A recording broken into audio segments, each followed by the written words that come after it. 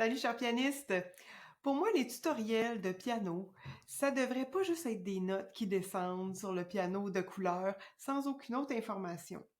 Pour moi, il devrait avoir, oui, une vue claire des mains, oui, des notes qui allument sur le piano, un clavier virtuel, mais il devrait aussi avoir toutes des explications relativement peut-être au doigté, au style de la pièce, aux endroits où faire des nuances. Tu sais, ce qui complète la musique, là, ce qui rend la musique belle. Ça aussi, ça fait partie d'un tutoriel de piano selon moi. Donc, pour te montrer un peu ce que j'entends par là, je te donne ici un extrait de mon tutoriel de la pièce de Max Richter qui s'appelle A Lamenting Song. Ça a été utilisé dans la série Taboo. Et tu vas pouvoir avoir une bonne idée de comment je procède. Tu vas déjà avoir un aperçu de la pièce. Et cette pièce-là est disponible dans le niveau intermédiaire 1 sur ma plateforme de cours. Donc, je te laisse aller écouter ça.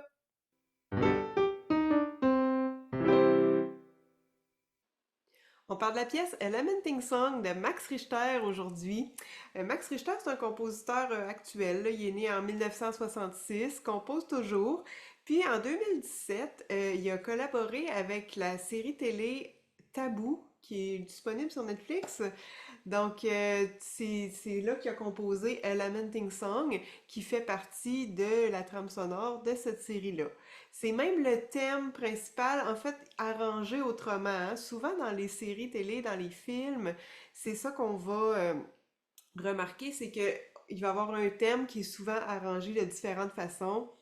Ça, c'est un des arrangements du thème qui est présent dans la série et que je trouvais que sonnait bien pour le piano. Donc, dans la partition, au début, on voit noir égale 88, c'est notre vitesse de métronome. Pas trop vite, c'est une pièce qui est quand même un peu un tempo modéré, on va dire. Et on voit aussi qu'il y a 3 bémols à l'armure. Donc ça, on a deux choix. Hein. Quand on voit 3 bémols, on sait qu'on est dans une tonalité en bémol. Si on est en majeur, faut prendre l'avant-dernier bémol pour trouver le nom de notre tonalité. Donc si, mi, la, je prends l'avant-dernier mi. Je serais en mi bémol majeur ou sa relative mineure. Là, qu'est-ce que je fais pour trouver la relative mineure? Je pars de mi bémol puis je descends de 3 demi-tons. J'arrive à do. Do mineur ou mi bémol majeur, c'est ce qu'on appelle des gammes relatives. Puis, oui, ici, je ne sais pas encore là, si, quand je regarde l'armure avec mes 3 bémols, je ne sais pas encore si je suis en do mineur ou en mi bémol majeur. Je vais aller voir la fin de la pièce. La pièce termine sur un do, avec des dos aussi à la main gauche. Pas mal la confirmation. Mon premier accord de la première mesure, do, mi bémol, do, ça suggère, et même à la main gauche, là, do, sol, mi bémol, ça suggère un accord de do mineur et donc la tonalité de do mineur. Donc on pourrait très bien pratiquer la gamme de do mineur avant de commencer à faire cette pièce-là, mais surtout les accords de do mineur, parce qu'on voit que la main gauche a beaucoup d'accords. Donc, on pourrait très bien décider de faire sur le même modèle que ce qui est écrit dans la pièce comme accompagnement.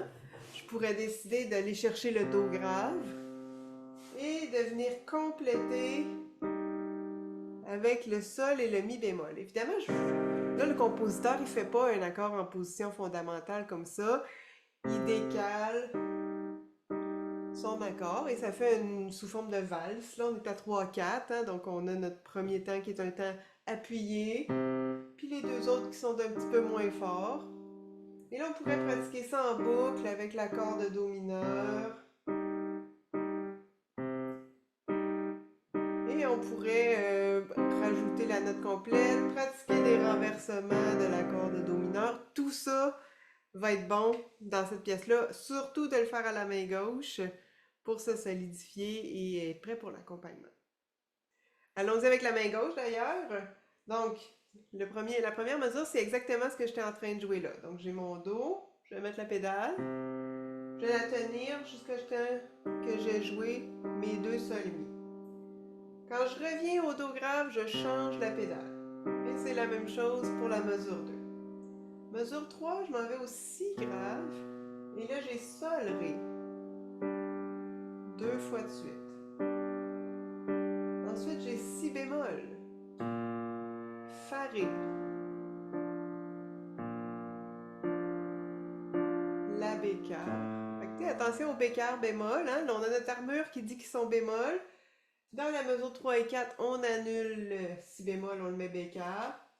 Dans les mesures 8, 7, 8, là, on annule le la bémol, on le met bécard. La bécard, donc, et do, fa, fa, do.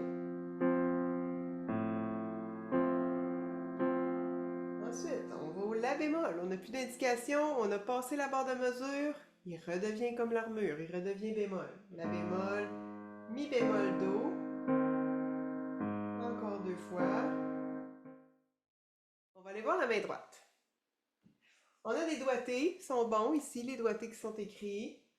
Hein, des fois, ça aussi, il faut faire attention quand on a des partitions qui ne viennent pas d'un éditeur officiel. Donc, do, mi bémol, do, sol, la bémol, sol, 2, 3, ré avec le 2, parfait. On va aller au si bémol. Si, ré, si, fa avec le 4, sol, fa, 2, 3, j'étire le 2 sur do, parfait, le pouce. Remarque que j'avance, je glisse ma main sur le dos avec le deuxième doigt pour avoir facilement accès à ma touche noire avec mon pouce. La bémol, do, la, mi avec le 4, fa, j'étire au sol, do, sol, mi, fait qu'encore avec un 2, 4, sol, do, sol, mi bémol à 12, mesure 12, fa, pouce sur la bécard, do, la, mi, ré, do, 2, 3, si, 2, 3, do. Beaucoup de 1, 2 au début. Puis c'est correct, c'est normal, hein? C'est facile d'ouvrir entre le pouce et le deuxième doigt. Donc 1, 2, 1, 4. 1, 2, 1, 4. Je joue trop vite là, mais c'est juste pour vous montrer. 1, 2, 1, 4 encore. 1, 2, 1, 4. 1, 2, 1, 4. Hein? Fait que les motifs commencent toujours par ces doigts-là. Il s'agit de viser les bonnes notes, mais au moins on a une mémoire physique dans les doigts qui va nous aider.